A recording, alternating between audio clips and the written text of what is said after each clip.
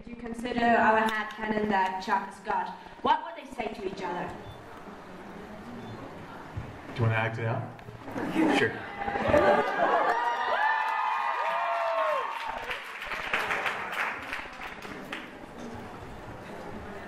Gadreel.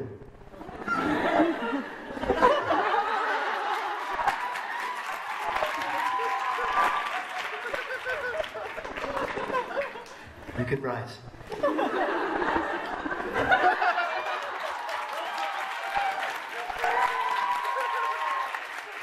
It's okay. It's okay. God loves you. You're just misinterpreted. I'm gonna go back in my cave, and there'll be 6 more weeks of winter. You really went there. You're a fucking great actor. You're just crying on my shoulder.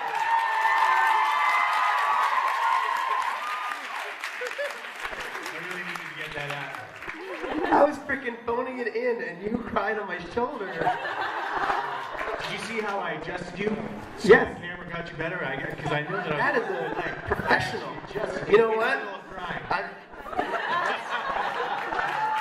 I'm in the midst of greatness. Jesus Christ, Meryl Streep. That's amazing. Thanks very much. Yeah. Hi. Hello. Hello. Hi. I wanted to ask Rob about Bad Bad Men.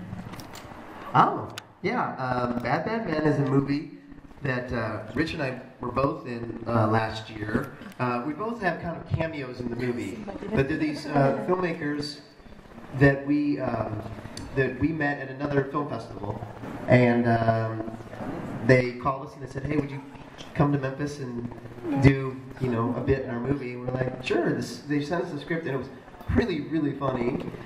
And they're these independent filmmakers that have made like 5 movies, that you wouldn't have known, but they're like quality movies. And if you've made it, then when you get into the filmmaking process, like making your own thing, like The Sidekick, which was 30 minutes long, destroyed me. Like, that was a hard job. So when someone can make a 2-hour movie, you go, hats off to you, and it works and it's good. And so anyway, they're film circuit guys. They do these things. They take them to all the film circuit, the film festival circuits, and so they call us. And the script was really funny. And Rich and I are not in it together. We're in 2 different parts of it.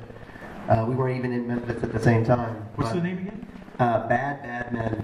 Bad Bad Men. Yeah. I like it. Yeah. It's a great time. And I think they just finished it, so we'll see it soon. And hopefully you will be able to see it too. I'll tweet it out if I know where it's playing. At first, I'm sure it'll be at film festivals, But if it's anything like the script, it'll be a really funny movie. And I play a gun shop owner who gets robbed, but is okay with it. It's kind of a funny bit. So. Yeah, thanks for asking. Hi. So my question's for Rob. Okay. Focus. I'm not going to giggle again like last year. Okay. My question is about your stand-up, and if you'd ever go back to it, or if you find it helps, like doing channels and stuff. Oh, that's really a great question. Yes, I used to do stand-up comedy. Probably, about 15 years ago, and I did it for about 3 years, and it was incredible. It was a super fun experience. I met a lot of great people, and I saw myself sort of going down that route of like, okay, now I'm a stand-up comedian, and I really always just wanted to be an actor, and I really loved comedy, but it was pulling me away from that. I didn't want to tour around and go to colleges and do my 5 minutes.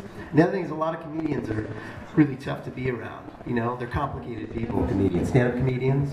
Well, I can imagine. I don't know that. I'm not really privy to it, but I can imagine. Yeah, they're complicated individuals. I mean, I love them and respect so many of them. And then, we used to do, Zach Galifianakis and I did several shows together. He was like an exception. He's a remarkable dude. He's a really cool dude, and so freaking funny.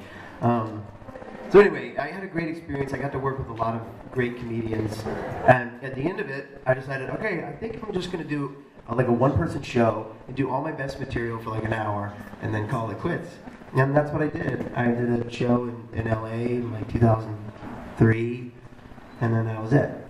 So I do get that same kind of rush when we do these on-stage talks, and it honestly does fulfill that for me. Twitter kind of fulfills that for me. I have a funny, random thought, and I tweet it out, and I'm like, okay. Where I used to like write it down in my car obsessively and then do it in stand-up, you know. So I would never say that I'll never do it again, but you know, right now I get that same rush doing these on-stage talks, and but I'm always like, never do that again. So maybe. That's fantastic you did that, because it's widely considered the scariest art form. Like being a comic, being up on stage by yourself and trying to make people laugh. Yeah. Ooh. And that's why it breeds these complicated personalities I'm talking about. Like, I can imagine. You know, almost put you on the defensive. Yeah. It's the scariest thing. I had a show called Die Laughing. That was where Zach would come and do that show, and Tig Notaro and all these people that have sort of gone on to be stand-up comedians. And then several times I went and did shows, other people's shows, or shows at the Laugh Factory where I didn't know anybody. There were like tour buses with people in there, and that's so scary. Oh, it's gotta be terrible. And some nights they love it, and you're like, oh, I rock. Yeah. And then some nights they don't get it, and you're like, I'm awful. Something that just killed it the night before, and somebody laughs, just falls flat the next night. Totally. Oh boy. Yeah, I had a whole joke about how like this is the not joke version. This is the actual. All I said was real stories. But one time I was in line for a new Pearl Jam album, and they gave me a poster and like a hat that said Pearl Jam. I was like super excited about it, and I went down into the like parking garage, and this carload of dudes like pulls in front of me, and one of them goes, "Nerd!" Like out his window, and I looked around behind me, and like I was like, "Oh my god, I'm a nerd!" Like, am I a nerd? You know? And it was like, and then I said to my wife, like, honey, am I a nerd? And she's like, no, those are just cool guys. And I was like, well, wait a minute.